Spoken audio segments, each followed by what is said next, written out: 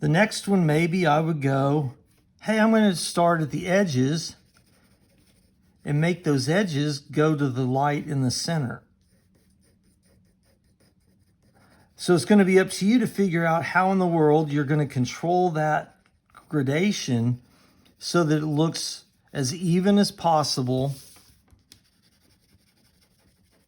So a lot of times when I'm using any medium, I start using my version of cross-hatching, which is often directional coloring.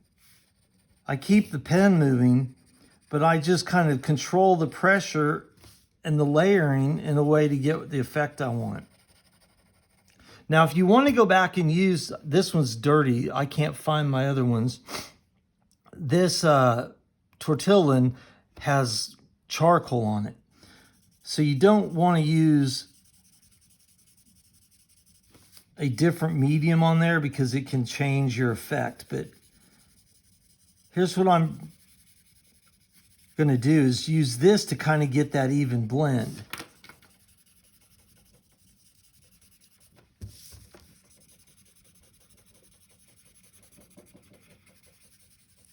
So as I go toward the center, I just press lighter and lighter. Now this one is not near done. This is just my first stage. What I would do now is come back and build up the edges darker. And notice how I'm being a little more linear with my shading, because I'm wanting to reinforce the directionality of that edge.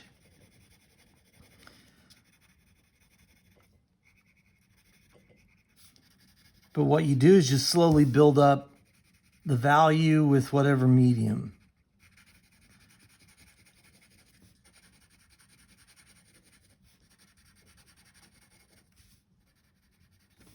So what I would do now is come back and just kind of blend that in.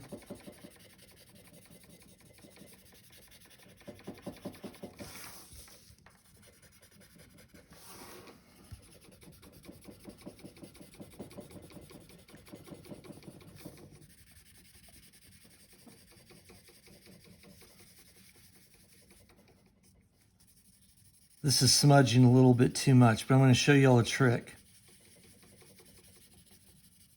You can always come back and use your eraser to draw with.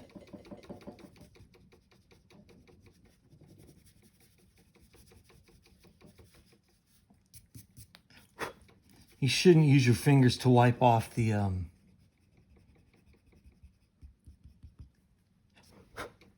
Normally what I have when I'm doing a serious drawing, and I know it's like, especially when I was in school and I knew I was going to have to turn one in, I always kept a brush handy, and I would brush the erasure marks, the little rolled up pieces of eraser. I would just brush those away.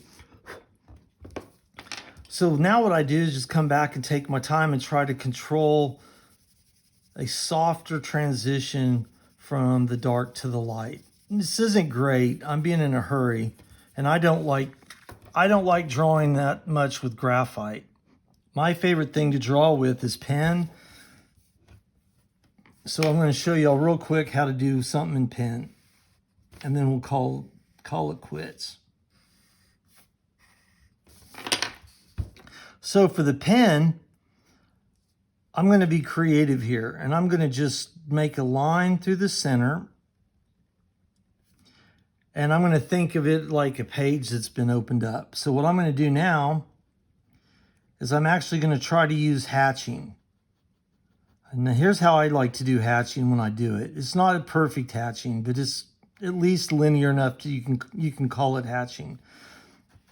I make these quick marks, and it takes the time. You're probably not going to be able to do it as quick as I do at first, but if you build up that hand-eye coordination, start off just making these lines as straight as possible, and as they come out here, press a little lighter and spread them out a little more. Now out here, I don't want any marks, so this is what I'm trying to do right here, is make the faintest spread marks that I can, And then as I get in here, I'll just keep adding until I get this little line here will become black. Or, you know, value of 10 that I can get with my ink.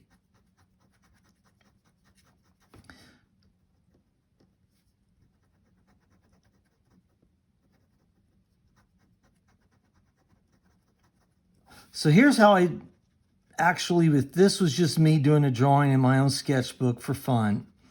This is how I do it. I don't worry about having precise lines. I figure just having them all go in one direction is good enough to be called hatching.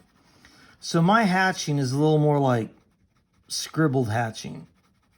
It's all the same direction, but I just keep my pen moving and I control the pressure to get a little bit darker value or a little lighter value.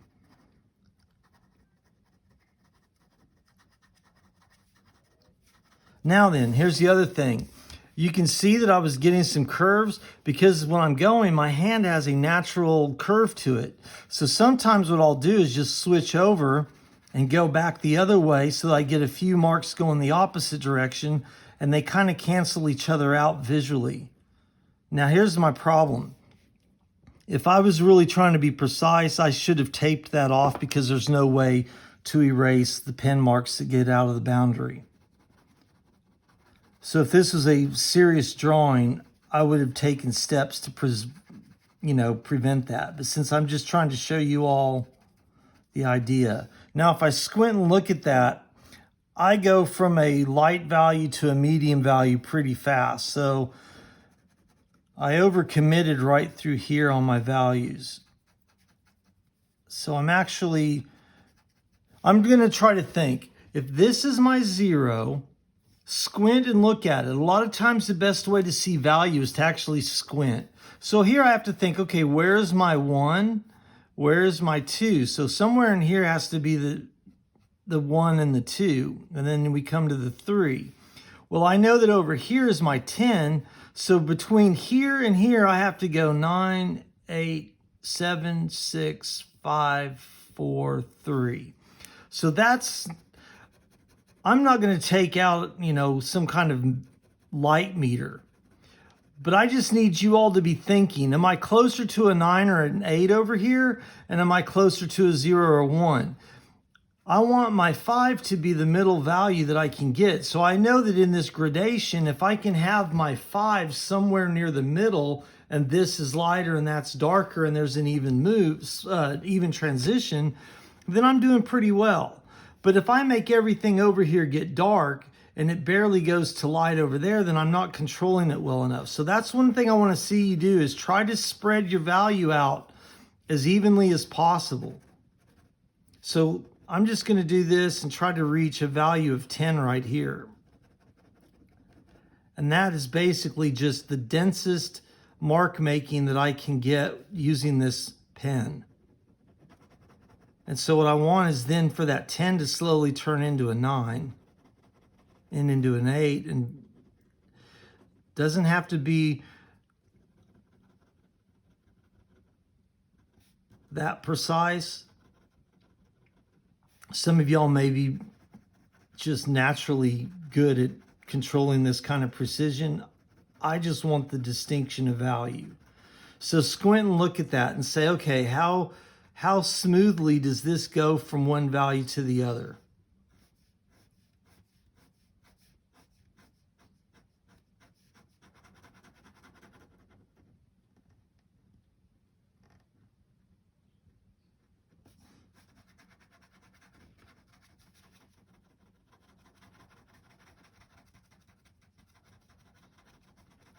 It doesn't look that great, but when I squint, it's actually not too bad.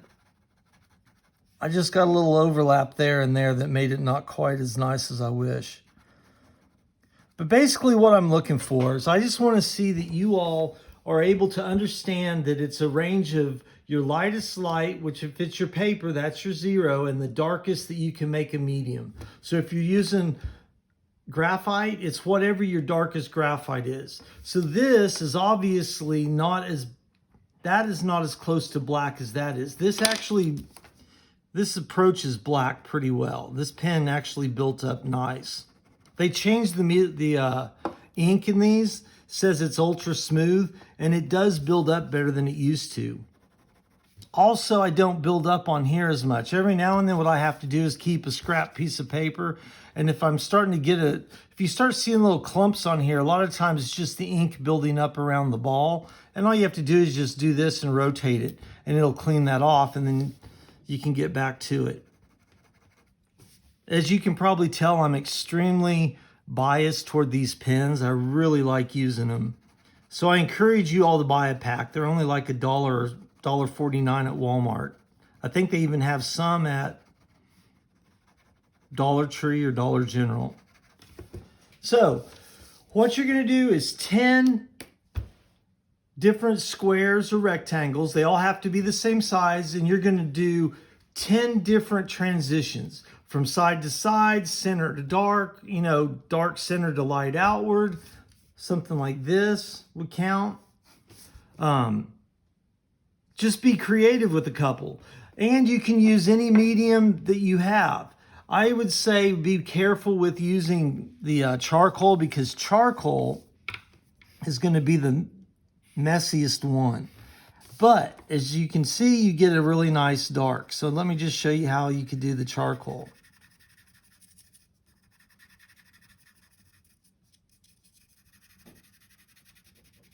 On this one, I'm going to go from dark on the sides to light in the center.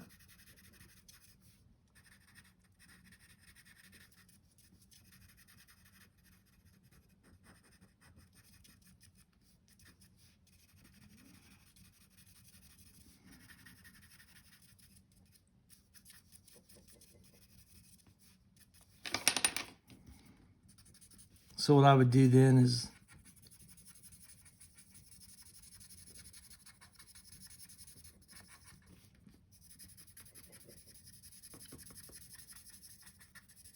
try to control this as it comes in. And here's the hard part, trying to keep it clean to where that center is actually.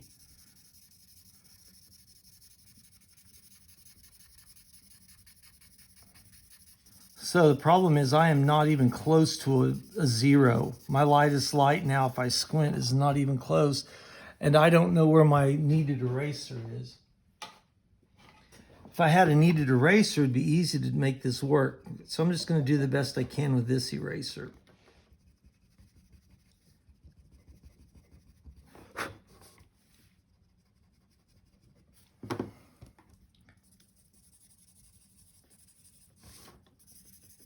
So that's what you're going to do.